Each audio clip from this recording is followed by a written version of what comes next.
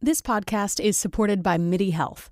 Are you in midlife, feeling dismissed, unheard, or just plain tired of the old healthcare system? You're not alone.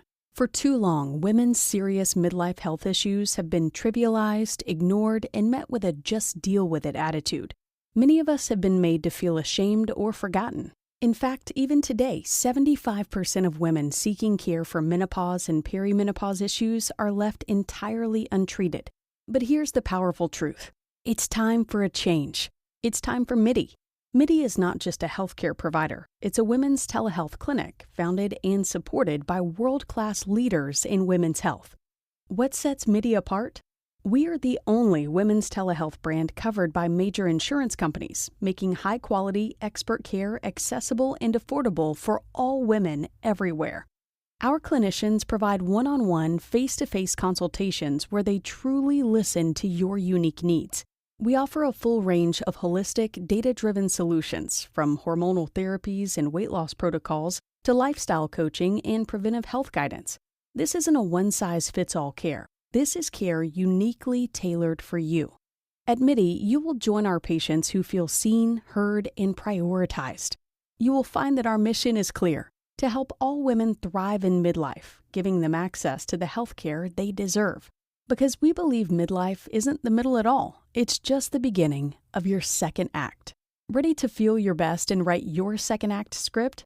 Visit joinmidi.com today to book your personalized, insurance-covered virtual visit. That's joinmidi.com. MIDI, the care women deserve. This is Optimal Work Daily. Being Done and Being Okay with It by Mike Smerklo of MikeSmerklo.com. Stepping aside is a really hard decision for any leader. Here is how I used the wisdom of Jack Welch, Steve Jobs, and Jeff Bezos to make my decision.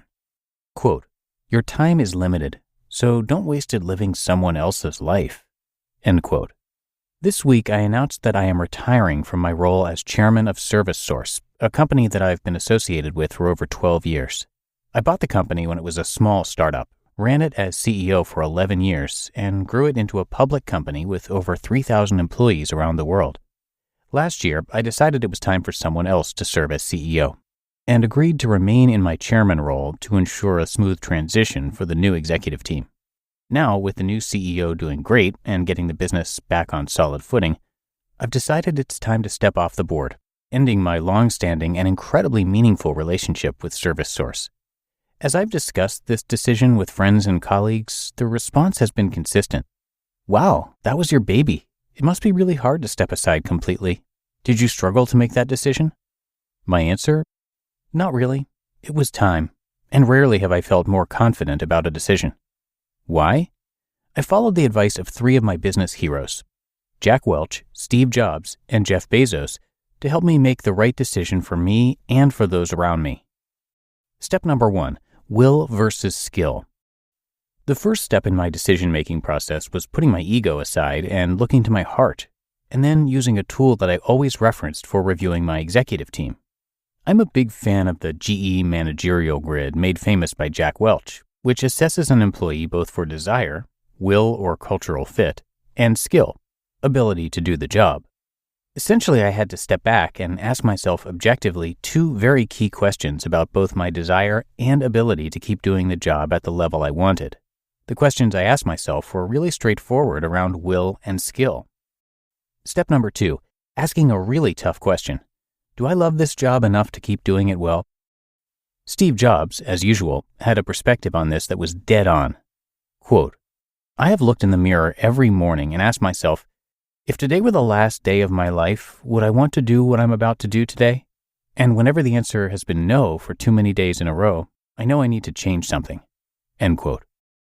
I came to the realization a few years ago that while I loved my team and the employees I worked with at ServiceSource, I no longer loved the CEO job. After 11 years at one company, considering the same subject matter and dealing with the pressure of being public, I had lost the burning desire I once had to drive the business forward.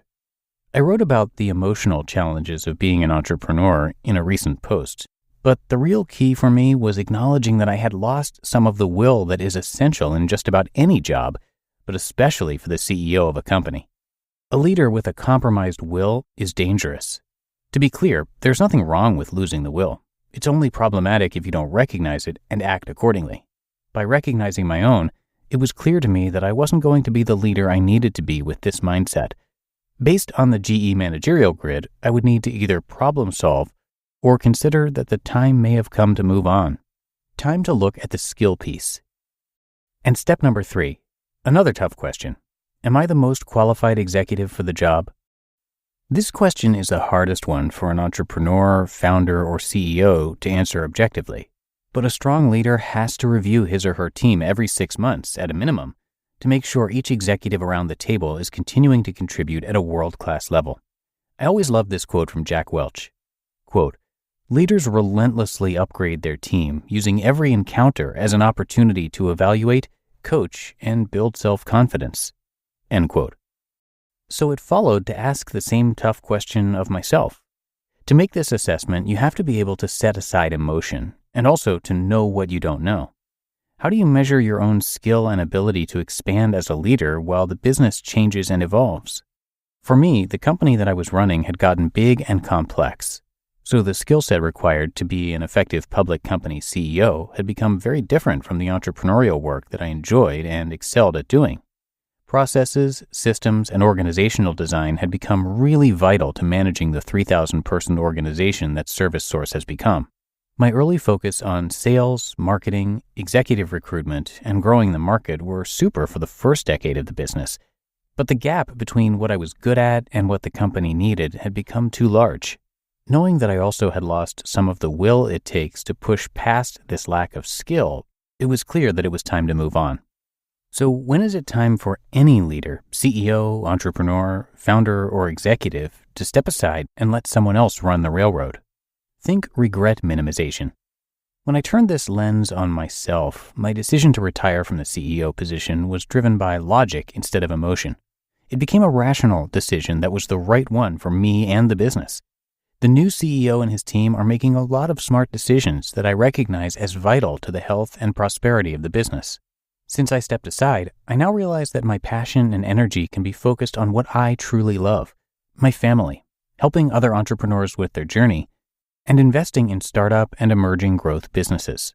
And now the decision to retire from the chairman's role is even easier. It's always emotional when you close out a very special chapter in your life. And I'll look back on what my team and I did with pride and amazing memories. Any decision of this magnitude has to be personal, and emotions will play a part of the equation.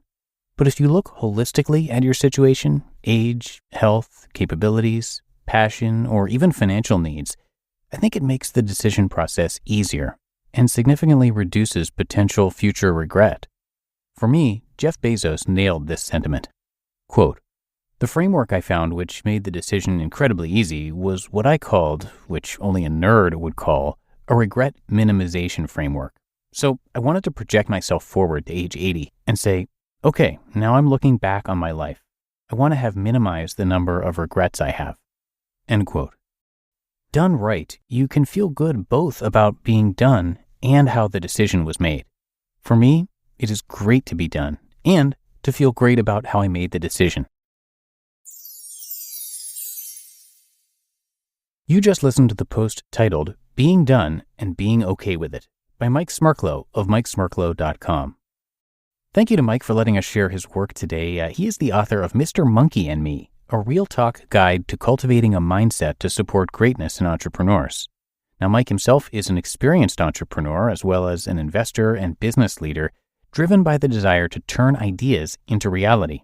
Having bought and scaled a small business into a publicly traded company worth nearly $1 billion in value, he has a deep understanding of the hard work, dedication, and grit that truly powers successful entrepreneurship. Today, as the co-founder and managing director of Next Coast Ventures, Mike is a champion for a new generation of entrepreneurs building disruptive companies in big markets. So really a great author for this show. And you can come by his site to check out all of his work. That's MikeSmerklo.com, and Smerklo is spelled Smerklo.